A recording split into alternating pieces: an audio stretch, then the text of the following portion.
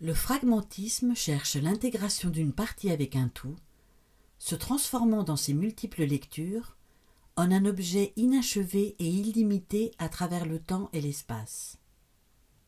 Depuis 1975, j'utilise comme matériau de travail des morceaux de marbre que je cherche et trouve à Carrare.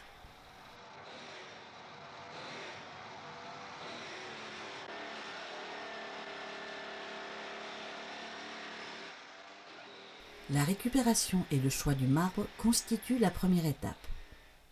J'interviens ensuite en y faisant des bribes de dessin et de peinture qui sont des fragments de pensée.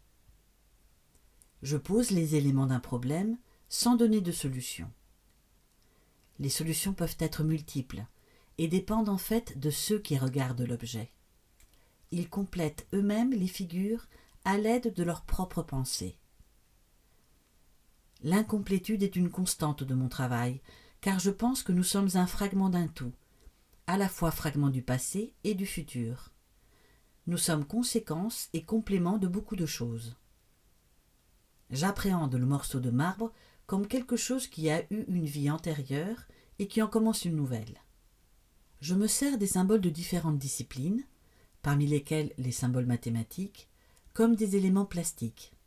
Ils sont des représentations graphiques d'une pensée. Le mystère et le caractère inconnu d'une formule et sa réutilisation dans un autre contexte peuvent provoquer une émotion et interpeller notre sensibilité. Par mon intervention, je ne fais que suggérer une possibilité de lecture. Il s'agit d'un discours ouvert. Ce qui m'intéresse est d'établir un dialogue avec la personne qui regarde le marbre, en cherchant à produire une réaction intellectuelle ou émotive dans la projection fantasmatique de chacun de nous. C'est à ce moment que commence à fonctionner la polysémie des symboles. Ces quelques notes ne sont que des fils conducteurs pour comprendre les intentions premières de mon œuvre, mais elles se transforment au cours du processus créatif jusqu'à provoquer mon étonnement devant l'objet une fois mon intervention finie. Je crois que mes intentions ne forment qu'une partie de ce cheminement.